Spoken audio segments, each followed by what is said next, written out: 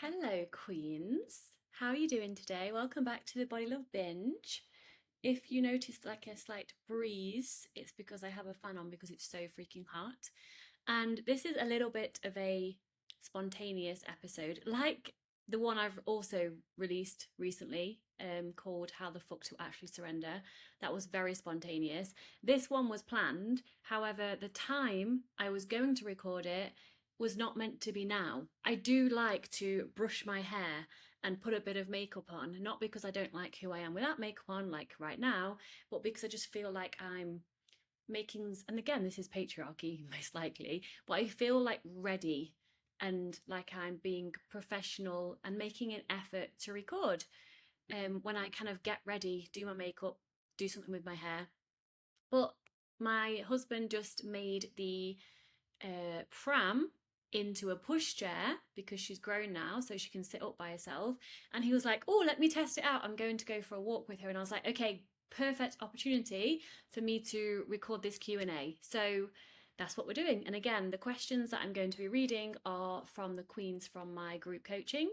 I always answer every single question personally every month, and we have 2 coaching calls a month as well. So if you want your question answered guaranteed every single month and coaching by me twice a month, then come and join the Body Love Binge group.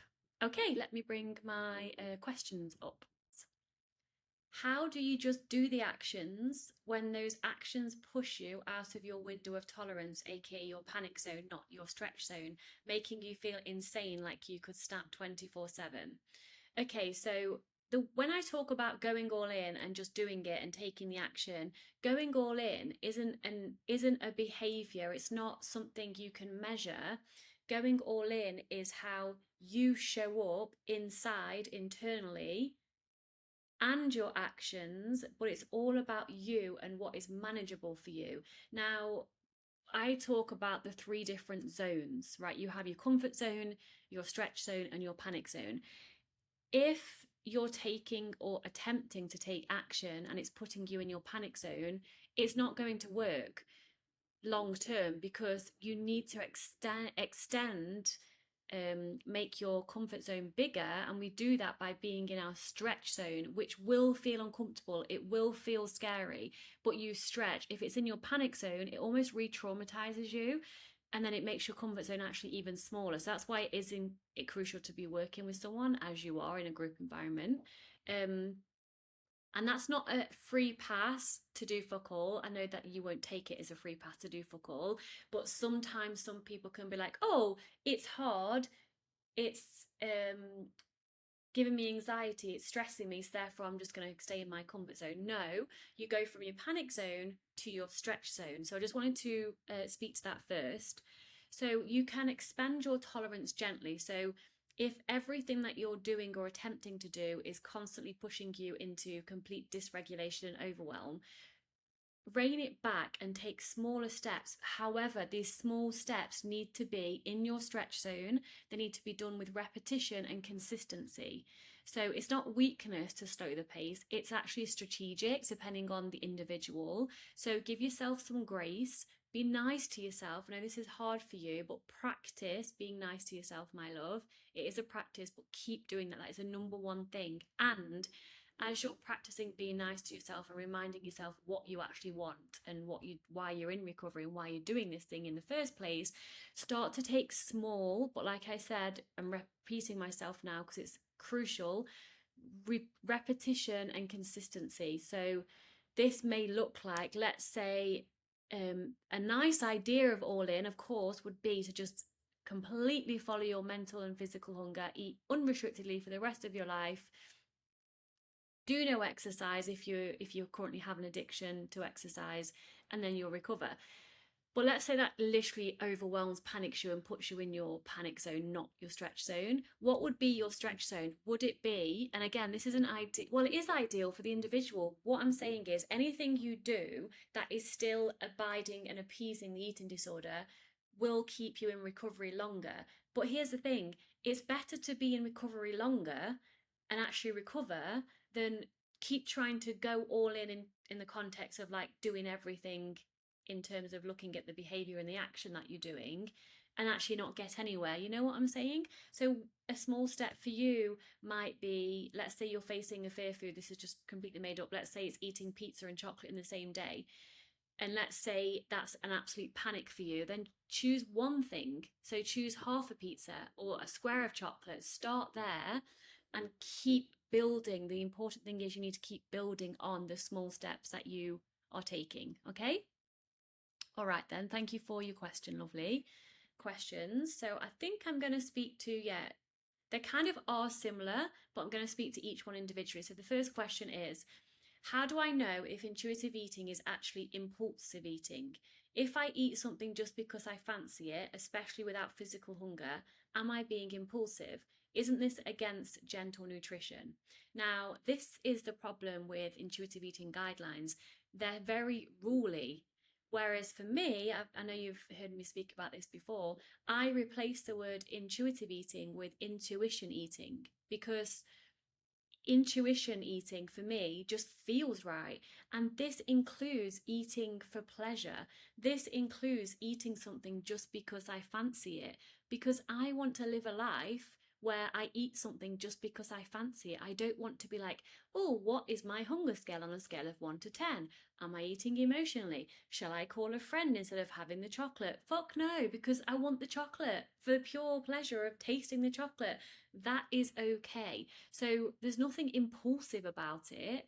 It's just choosing pleasure, and that is okay. You have full permission to eat for pleasure just because. And if you want to nourish your body with all the goodness of like vegetables and fruits and fibers, you can do that as well as just eating the thing just because you fancy it. Okay? The second question, can you talk about eating things out of habit, like the same food at the exact same time each week? Checking in with my body every single time feels exhausting and like it can turn into a hunger and fullness diet. Yes, that's exactly what is happening. I've actually done a podcast ages ago called, I think the title was, This is Why I Am Not an Intuitive Eating Coach, specifically because when people come to me and they've had or tried to in the past control their food or are controlling their food, whatever it is, if they've tried to fuck with their food from a place of control in order to manipulate their body or get a sense of control and safety, then any kind of intuitive eating guidelines will turn into a hunger and fullness diet. Anything that is done with a state of restriction and fear will turn into a diet, which will gain more restriction and fear. So dieting or restriction isn't an action, it's a state of mind. So intuitive eating is a state of mind. So if you have a restrictive mind, that will also be turned into a diet. So get rid of intuitive eating, instead replace it with intuition eating and just eat what feels right. Tune into your body if it feels good, don't if it doesn't feel good. Your body will give you feedback anyway. As long as you're connecting with yourself throughout the day, how do you feel emotionally? Are you hot? Are you cold? Like, do you need the toilet? I know it sounds a bit ridiculous, but just check in with yourself, get to know yourself and your body as a whole holistic being. And your body is always feeding back to you and you'll hear it. And it's also okay if your body's feeding back to you, hey, I wouldn't have that fifth slice of chocolate fudge cake because we're probably going to feel a bit sick. It's okay if you still decide to have it anyway. Your body knows how to handle it. It's no biggie. It's just food, okay? So, talking to your question about habit, what's wrong with habit? There's nothing wrong with eating. I mean, as humans, we're creatures of habit. That's what we are. We create habits. Otherwise, it's exhausting if we're not having something happen, things happen habitually throughout the day that our unconscious mind takes on automatically. That's why we're habit human beings. They serve us. So if you have a habit that doesn't serve you anymore, then you simply change the habit. It's okay to eat the same food. The only reason it's not okay is if it's based in fear and attachment to that ritual or that structure or routine. Because, as I think it was the Buddha, the very wise Buddha, that says, anything that we are attached to creates suffering. Attachment is suffering. That's when I invite you to change it. So there's nothing wrong with having the same thing if it's based in choice and freedom and not restriction and fear. So the third question, I had a smaller dinner because I knew I'd have cake later at a group and I didn't want to be too full. Is it wrong to eat less of a more nutritious meal to make room for cake? Absolutely not wrong. I do the same. If I've got loads of chocolate bars at home and I've got a few new ones that I'm excited to try, and I know I'm going to want them tonight because of the excitement of the new flavour, because intuitive eating, let me rephrase that, intuition eating, freedom eating, happens in the moment. So you can't know for certain what you're going to want, how much you're going to want, and what you're not going to want in the future. It happens in the moment. So it's absolutely okay to make room for something that you want to have mentally, but want to have room for physically to enjoy the cake when you go out. It's absolutely fine, my love. Full permission to just allow yourself to have pleasure and eat just because. That's part of the pleasure of life. That's the part of pleasure of having taste buds. It is okay. So thank you for your questions, lovely. How do I know when I'm recovered?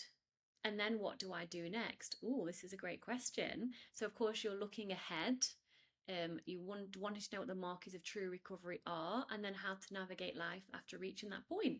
It's very exciting, actually, that question, because let me just uncross my legs. What to do next is entirely up to you. I'm kind of answering this question backwards, but that's fine.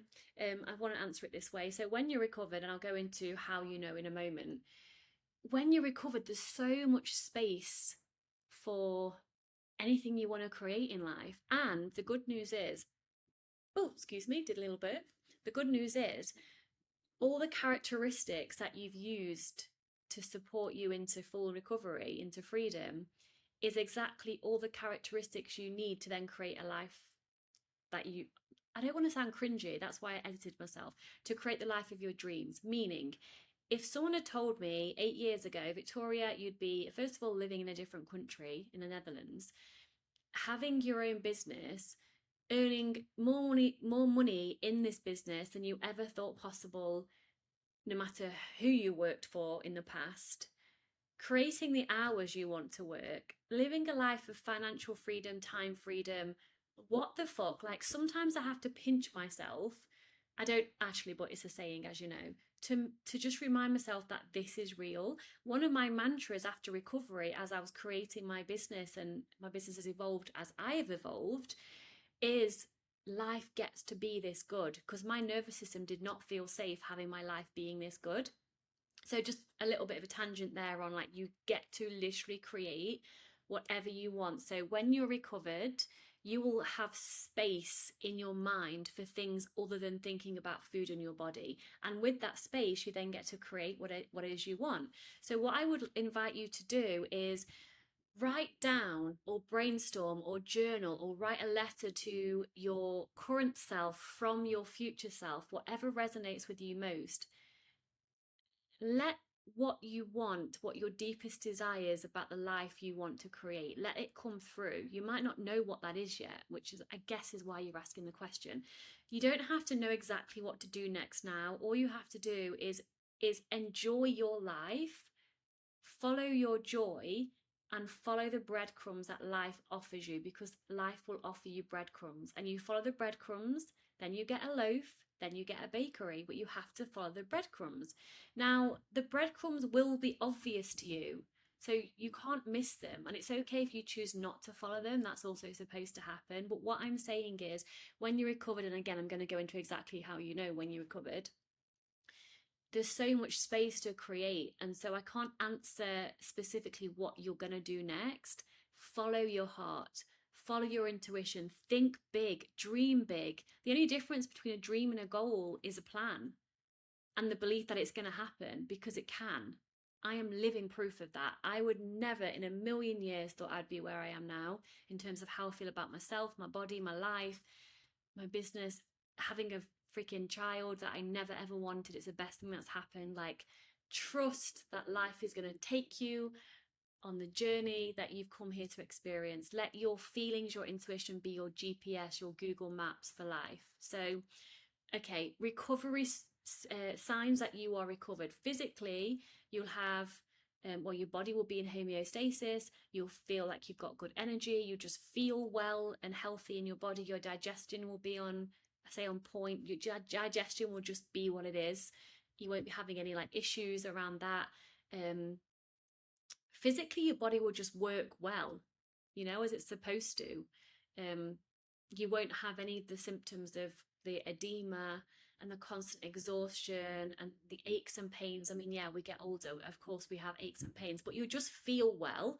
Mentally and emotionally, you'll feel free. You'll have mental and emotional freedom. You'll have physical freedom to eat whatever the fuck it is you want without any worry about weight gain or control or anything like that. So all in all, you will feel and experience freedom.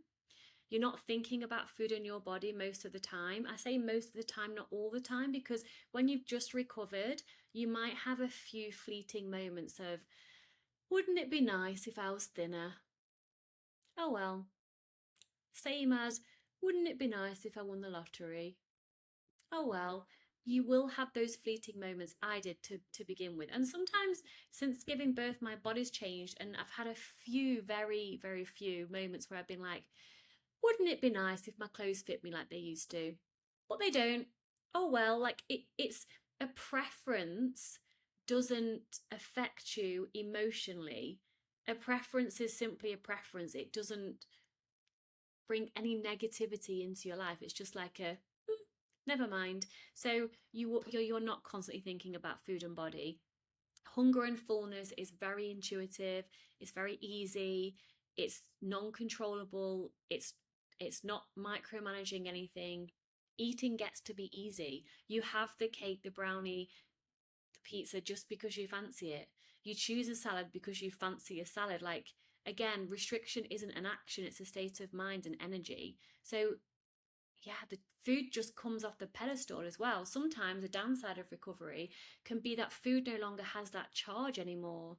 So sometimes food can be a bit boring, and you might find your recovered self searching for the high that food used to give you from previous restriction and then eating, and it's not there anymore. And that sucked for me a little bit. But there's so much more that's worth that little cost in recovery. What else? Did I write down anything else? You'll feel expansive. You'll want to open yourself up to new and deeper relationships, new experiences that don't always just only involve food and exercise. Recovery is the foundation of the rest of your life. It's not the finish line. So I love that question. Thank you for asking it. Okay, so next question. Does the eating disorder head noise get louder again deeper into recovery, but in a different way? Now it's not just the eating disorder, it's me arguing back. Sometimes letting the ED win, sometimes compromising, sometimes saying a hard no. Well, whatever you focus on, you get more of. So I'm all for arguing back as long as the part of you that's arguing back is stronger and will win. And then the arguing will just dissipate because the other part of you will think there's no point in arguing. The reason I say that is because what you focus on, you get more of. Whatever you resist persists. So definitely reframe. Arguing probably, if it helps, do it. And I probably am certain that I've suggested that at some point because it works for some people and it actually can be a very powerful part of your mindset and recovery. And what I would recommend though is to dismiss and move your attention. There's a key thing you said here. So, and I'll speak to the specific answer of does it get louder, deeper into recovery? Because you're saying that sometimes you let the eating disorder win. Why? Why are you letting the eating disorder win in any moment? If you want full recovery and full freedom, doing anything the eating disorder says for you to do, you're prolonging it, you're stringing it along, you're not actually offering yourself full freedom. So why are you doing that? Basically, that's the start. What can happen is things can get worse before it gets better. When something knows it's going to die, there's a part of you, the eating disorder, that knows it's no longer needed, and it knows that because of all the work you've done in recovery so far, it knows that you're ready to fully let it go. It can get louder because it gets worse before it gets better. That can definitely be a thing. It's part of the process. It's not, recovery is never linear. However, I know that you did ask specifically, is it common for it to get louder? I'm really wanting to speak to, why are you letting the ED win? Why are you even compromising? I guarantee if you don't let it win and you don't compromise, you simply dismiss and put your attention to what you do want instead, then the voice will go altogether. Hope that's helped. And so, how do I make regular eating non negotiable? My obstacles are still feeling full from the last meal, no appetite when emotional, and meal prep overwhelm. Well, first of all, oh my goodness, in terms of meal prep and even recipe planning and even like shopping, making a shopping list, used to overwhelm the hell out of me because it was so linked in my nervous system to previous restriction and planning and all the things. So even when I was free and I was doing a shopping list and food planning for the week of complete food freedom eating, I would still have like a like nervous system response because it was just linked in my body. So I gave that to my husband. Well, he wasn't my husband at the time, but I gave that to Wouter. I said, look, I need you to take responsibility for the meal planning and the shopping because I know I'm working on it and I'm not going to be a slave or a victim to this, but it's giving me like a nervous system response that I'm not okay with, and I'm working on it, but I need that to be taken away from me. So you need to take responsibility for that. That helps. You might not be able to do that. You might not have someone who can do that for you. That's okay. So I just want to first and foremost acknowledge that I feel you with meal prep.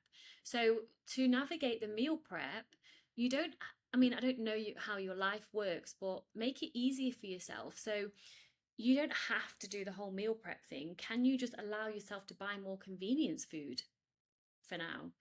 Can you get things like HelloFresh or those type of concepts where you literally, this was exciting for me, this did not bring me anxiety, where I'd go on the website and be like, oh, I want that this week and this and this and this. Yes, it's more pricey, but it's worth the investment in terms of what it would cost me if I didn't make the investment in myself with this type of meal service, right?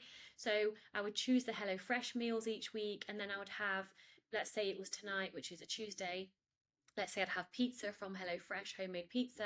I'd have it tonight, and then I'd also have it for lunch the next day. So that's meal prep done in the moment as I'm cooking my dinner for the evening. I would also have it for lunch the next day. So that took the overwhelm out of it. I allowed myself to have more convenience food, like going to the shop at work when I was previously working, instead of like having to take it with me. So give yourself permission to be flexible and consume more convenience processed food. That is okay, to take the overwhelm away until you stabilize really in your recovery, and then you can change the food prep like I've done. It just takes a bit of time, that's all, and nervous system work and somatic work and all the things. So that's what I would say about the meal prep. What else did you say? How do you make regular eating a non-negotiable? Use structure to support you in this. So non-negotiable is a non-negotiable. That's almost like saying, how can I be fully committed? You just do. You choose to be committed. Remember, I talk about being versus doing. You need to be committed in order, another burp, sorry. You need to be committed in order to take action of the things you say you want. So a non-negotiable is simply that. Doesn't matter if you feel like it or not. So you said your obstacles are still feeling full from the last meal and no appetite when emotional. Even if you don't have an appetite, even if you're full from the last meal, depending on where you are on the stage of your recovery, a non-negotiable is exactly that. You eat anyway. Now, depending on exactly where you're at in your stage of recovery, if you're further along, you don't have to eat when you're full. Let's say you've had breakfast and you're full, and it comes to like the time you would have a morning snack and you're generally not hungry, then you don't have to eat. Whereas if you are underweight for your natural healthy set point weight, if you're still feeling very restrictive mentally, you need to eat anyway. And then you can just tune into intuition eating. So I hope that's helped. A non-negotiable is a non-negotiable. Take care of yourself. So if you can't eat, or if you have no appetite, that's different. Like you said, you have no appetite when you're emotional.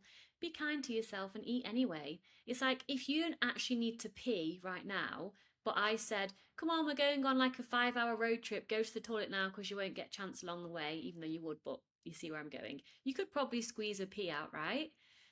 It doesn't mean you needed one, but you could still do it.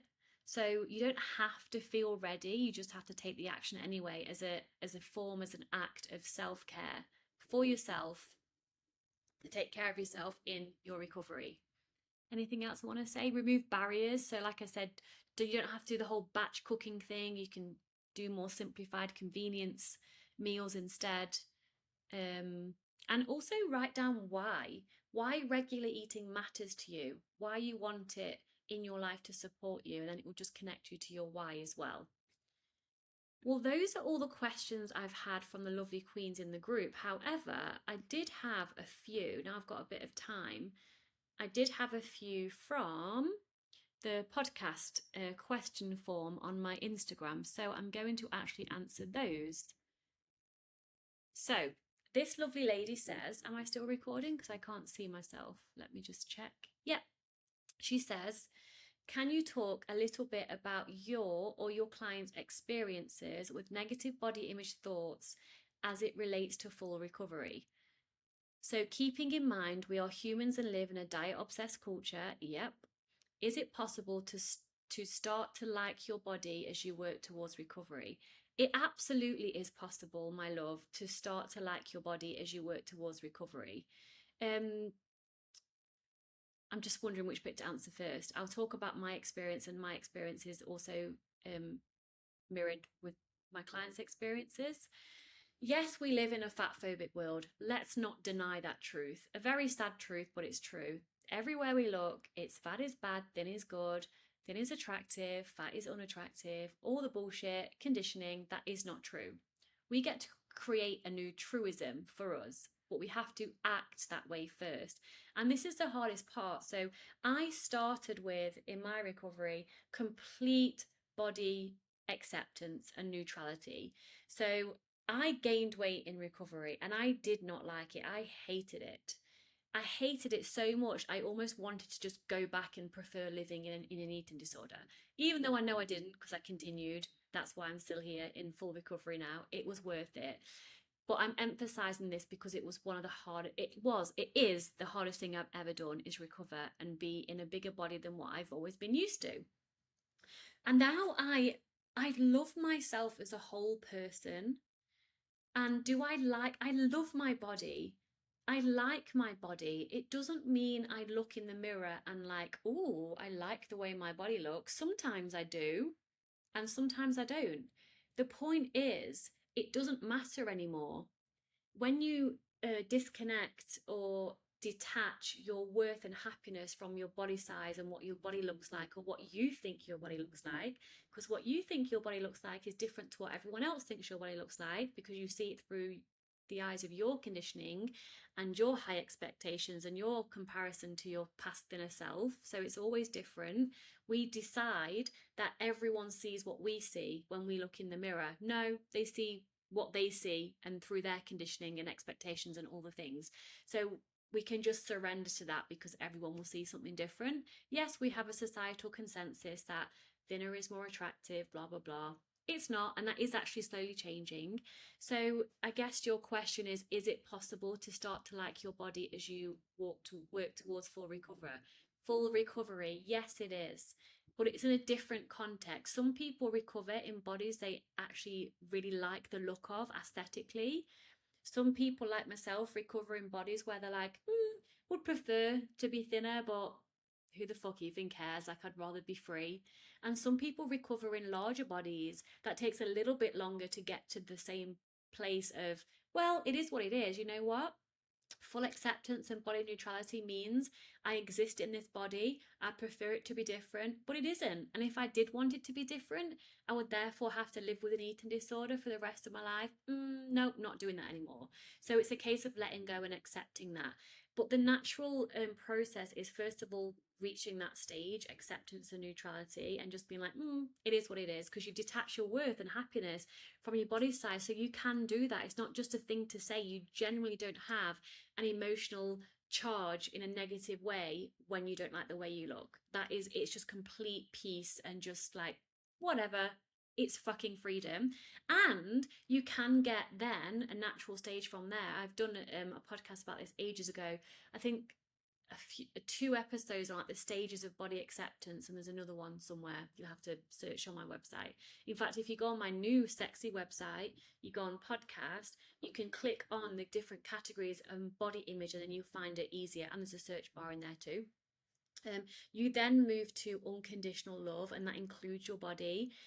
It's like when you see a photo of someone who you love, like your mum or your dad or your child or whatever, and you don't see their body like as a judgment to look at, you just see them as a whole, and you just like, you just feel love. That's what you feel towards yourself. It doesn't mean you like the way your thighs look, you just don't care. So it does take work to get to this place, but you absolutely fucking can. And that's where I encourage everyone to get to, because otherwise you're not in true freedom, and then what's the point? So I hope that answered your question, lovely. So let me remove that one. And then the last one, she would like to remain anonymous too. So she says, how can you manage living with your partner who is a fitness fanatic, cycling, and controls their weight during the cycling season by restricting? I find it hard not to be affected by their restrictions with food and exercising every day for at least 1 hour, sometimes several on the bike. It means me feeling inadequate, and I struggle with my own body image when I see how he controls and changes his weight. I'm 2 years recovered from bulimia, well fucking done, and this time of year, when this is going on, is very challenging for me. I can't ask him to stop, he loves it. It's a way of de-stressing and having fun for him.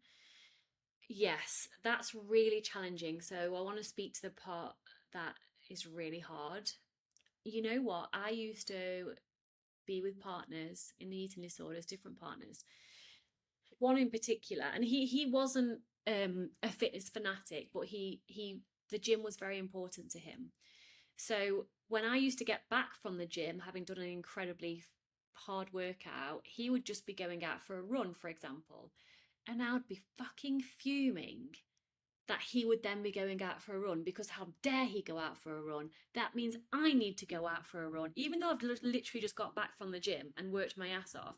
If he was doing any form of exercise when I wasn't, I had this innate need, like I need to do more. And that's just the eating disorder. So you say you've recovered from bulimia, and I'm acknowledging the shit out of you for having done that. And I would still invite you to look at absolute full freedom, because if you fully recovered, his behaviours wouldn't affect you anymore. You would be completely free and just leaving him to it. You wouldn't be affected. For example, my husband has given up sugar. Yep, he's gave up sugar. Do I care? No. I kind of feel sorry for him because I feel like he's missing out, but he generally thinks he isn't. He's not doing it from a place of restriction in terms of his weight or anything like that. He's doing it for his own reason, that he thinks sugar's not good for you, and he wants to connect on a deeper spiritual level, and it affects his connection there, and etc. etc.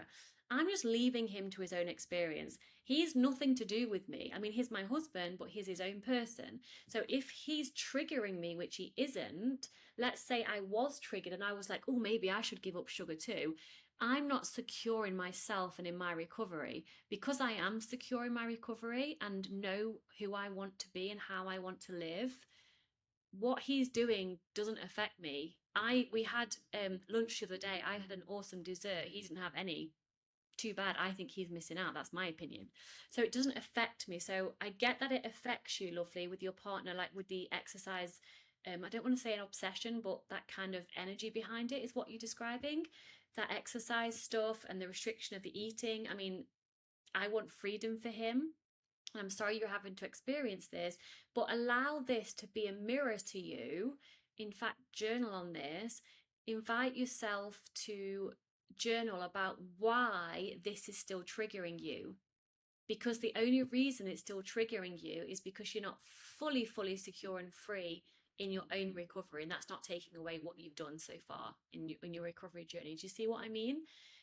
So practical tips on how to manage that, get clear on the deeper reasons why it's triggering you, and then set boundaries. Perhaps say, look, I know this is your thing and I'm not going to stop you because you do you, but I don't want to hear about how many calories you've burned or how far you've gone, not because I don't care, but because I need to protect myself.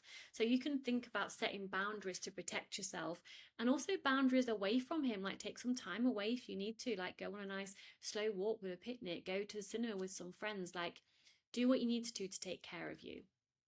I hope that's helped. There are all the questions I've had from the lovely queens in my group and the two ones I had from the podcast form on my Instagram stories. And I hope you enjoyed the episode. As always, if you have any questions you would like me to definitely answer, come and join the group coaching. I think I mentioned before, but I'll mention it again. You can join for the month to try it out. And then if you then want to go ahead and join for the year, you get your refunded month back. So you get money off as you join for the year and get your month back. If that makes any sense, I'm making it sound a lot more complicated than it is. You basically join for a month for free if you then sign up for the year. You can try it out first. And I guarantee we'll answer your question every month. We have 2 coaching calls a month as well. And I'm also in the group here and there answering things and sharing things. I did a beautiful meditation that I just gifted and shared yesterday in the group. And if you do have a question and you're not in the group, there's a form on my Instagram highlights where it says questions for pod, and then you can leave your question. You can choose to be kept anonymous. I can never say that word properly, or I can say your name if you want to. You can let me know, and I'll do my best to answer it on an episode like this or in the future.